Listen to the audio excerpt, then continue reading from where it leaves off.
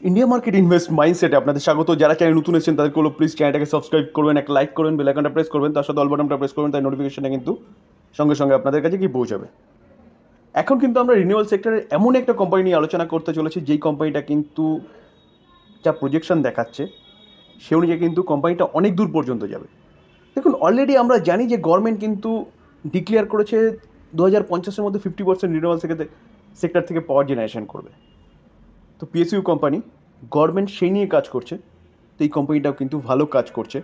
চলুন কোম্পানিটা নিয়ে কী ব্রেকিং নিউজ পাওয়া যাচ্ছে সেটা দেখি। এই যে নিউজটা নিয়ে আলোচনা করছি সেই নিউজটা কিন্তু 8 তারিখের নিউজ, আজকে 9 তারিখ, অর্থাৎ গতকালকের নিউজ। কী পাওয়া যাচ্ছে নিউজে দেখুন, এনটিপিসি কোম্পানিটার নাম হচ্ছে এনটিপিসি, যেই কোম্পানি নিয়ে আলোচনা করতে চলেছি সেই কোম্পানিটা কিন্তু লক্ষ্যমাত্রা রেখেছে কত, 5 গিগাওয়াট পাওয়ার জেনারেশন করবে FY25-এ। দেখুন, 5 গিগাওয়াট যে পাওয়ার জেনারেশনের কথা বলছে কোম্পানিটা, তার মধ্যে কিন্তু 3 গিগাওয়াট রিনিউয়েবল এনার্জি থেকে তৈরি করবে এবং 2 গিগাওয়াট কিন্তু কোথা থেকে তৈরি করবে, থার্মাল পাওয়ার থেকে, ফাইন্যান্সিয়াল ইয়ারে, অর্থাৎ অনগোয়িং ফাইন্যান্সিয়াল ইয়ার মানে এই বছরে 2025-এর ফাইন্যান্সিয়াল ইয়ারে। তাহলে বুঝতে পারছেন তো কোম্পানিটা কীভাবে কাজ করছে। যেখানে আমরা FY24-এ যদি দেখি তাহলে দেখা যাবে কোম্পানিটা কিন্তু 3.924 গিগাওয়াট নিউ ক্যাপাসিটি তারা কিন্তু বাড়িয়েছে তাদের পোর্টফোলিওতে। এবং টোটাল যদি দেখা যায় তাহলে অ্যাকুমুলেট ইনস্টলড ক্যাপাসিটি কত, 76 গিগাওয়াট প্রেজেন্টলি। তাহলে এতটা পাওয়ার কিন্তু তারা বর্তমানে পাওয়ার জেনারেট করছে। দেখুন, এই আর্টিকেল দেখলে দেখা যাবে এনটিপিসি প্ল্যান করছে কি নন ফসিল থেকে ক্যাপাসিটি বাড়ানোর জন্য কত, 45 থেকে 50%, ঠিক আছে। যেখানে এটা লক্ষ্যমাত্রা কত রেখেছে, 2032। তাহলে বুঝতে পারছেন 2032-এর মধ্যে কোম্পানিটা কী করতে চলেছে। এবং দেখুন, this will included 60 gigawatt energy renewable energy capacity. বুঝতে পারছেন, ওই টোটাল পোর্টফোলিও কত বানাতে চাইছে, 130। তাহলে কোম্পানিটা অলরেডি আমরা দেখলাম কত, 76 হচ্ছে গিগাওয়াট প্রেজেন্টলি তারা কিন্তু তাদের ক্যাপাসিটি বাড়িয়েছে। তো এটা কিন্তু 2030-এর মধ্যে বলতে পারেন 130 গিগাওয়াটে যেতে চলেছে, যার মধ্যে 60 গিগাওয়াট কিন্তু রিনিউয়েবল এনার্জির কথা বলছে। তাহলে কোম্পানিটা কাজ করছে রিনিউয়েবল এনার্জি নিয়ে। এটা আগে কিন্তু কোম্পানিটা কোল থেকে পাওয়ার জেনারেট করতো, গভর্নমেন্ট চিন্তাভাবনা চেঞ্জ করেছে, প্রতিকটা কোম্পানি এখন রিনিউয়েবল সেক্টর থেকে পাওয়ার জেনারেশনের কাজ করছে। এনটিপিসিও কিন্তু সেই কাজটা করছে। কোম্পানিটা লক্ষ্যমাত্রা রেখেছে কত, 2030-এর মধ্যে কিন্তু 60 গিগাওয়াট রিনিউয়েবল এনার্জি, 2032-এর মধ্যে 60 গিগাওয়াট রিনিউয়েবল এনার্জি থেকে তারা পাওয়ার জেনারেশন করবে। দেখুন, এই আর্টিকেল দেখলে দেখা যাবে the company has ambitious plan into the renewable energy space aligning with the government 500 gigawatt install non fossil power capacity target in the country 2030। তাহলে গভর্নমেন্ট কিন্তু 500 গিগাওয়াটের টার্গেট রাখছে 2030-এর মধ্যে। এই কোম্পানিটাও কিন্তু অনেকটা কন্ট্রিবিউট করতে পারে। ফরেন কারেন্সি লোন এগ্রিমেন্ট করেছে with the Japan bank for international cooperation, অর্থাৎ JBIC এর সাথে।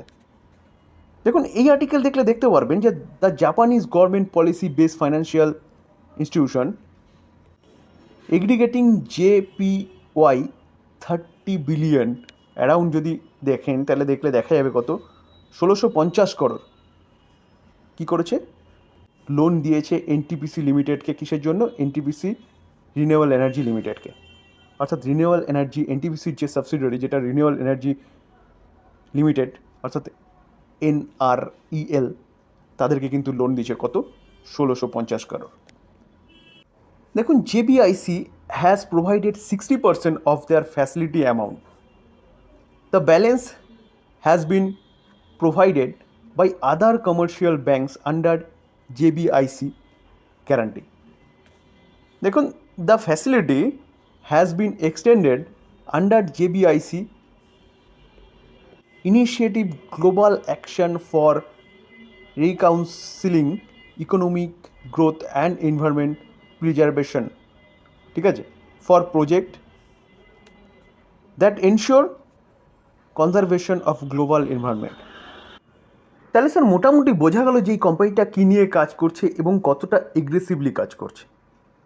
দেখুন, আমরা যদি কোম্পানিটার চার্ট দেখি না, তাহলে চার্ট দেখলে দেখা যাবে কোম্পানিটা এক বছরে কীরকম রিটার্ন দিয়েছে। আমরা যদি কোম্পানিটা এক বছর দেখি 103% রিটার্ন দিয়েছে।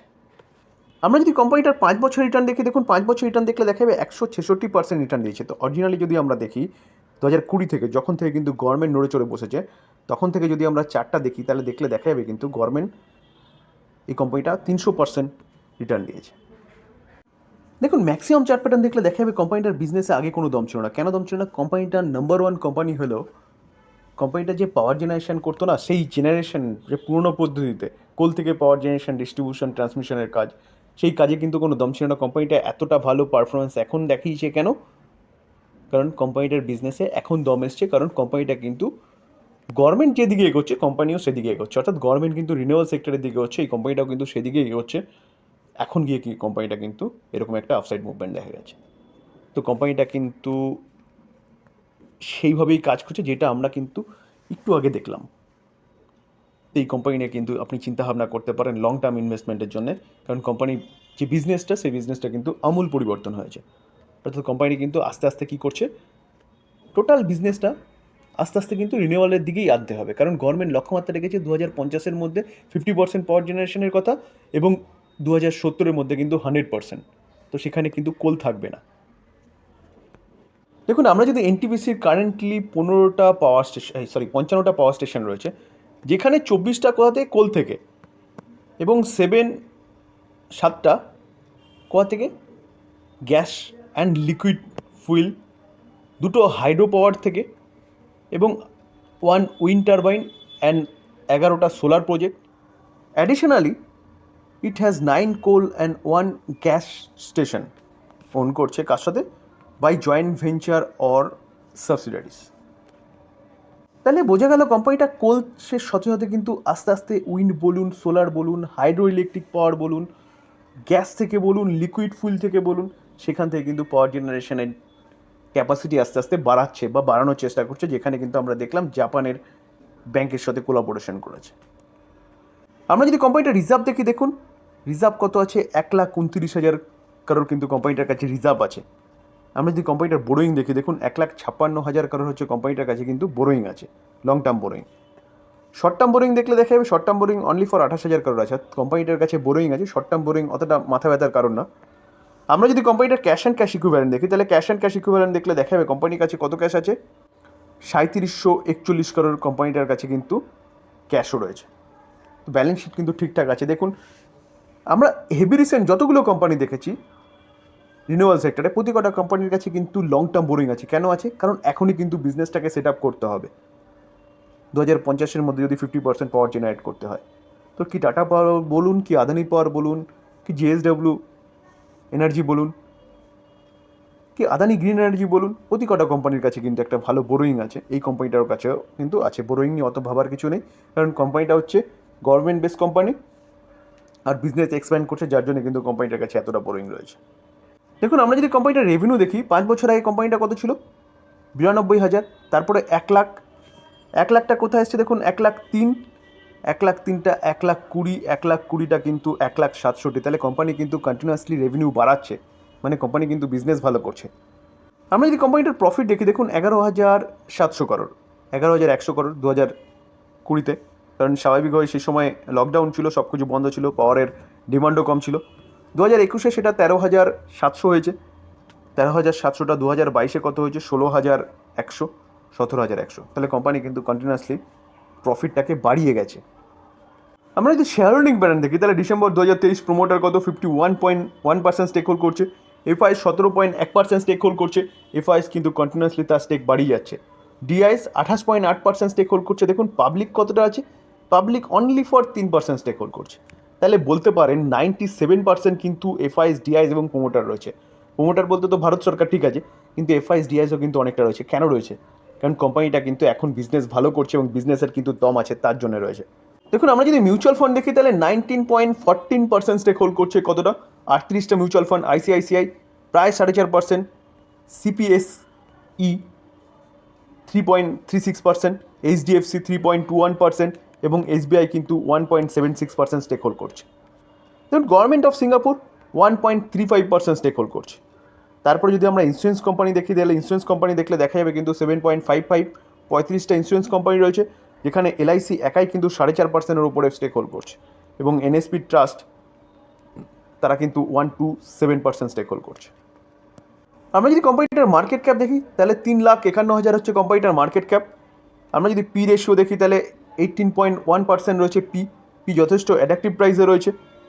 আমরা যদি কোম্পানিটার ডিভিডেন্ড ডিল দেখি তাহলে কোম্পানিটা কিন্তু 1.95% স্টেক করে ডিভিডেন্ড দিচ্ছে।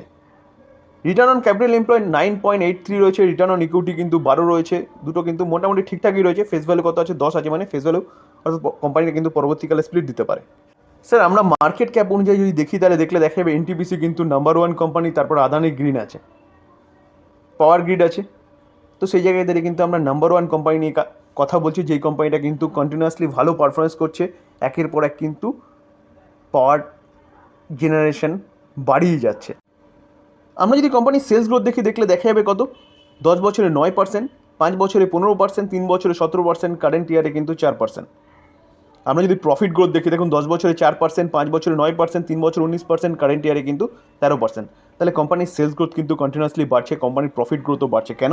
কারণ কোম্পানির লাস্ট 3 বছর ধরে কিন্তু ভালো পারফরমেন্স করছে।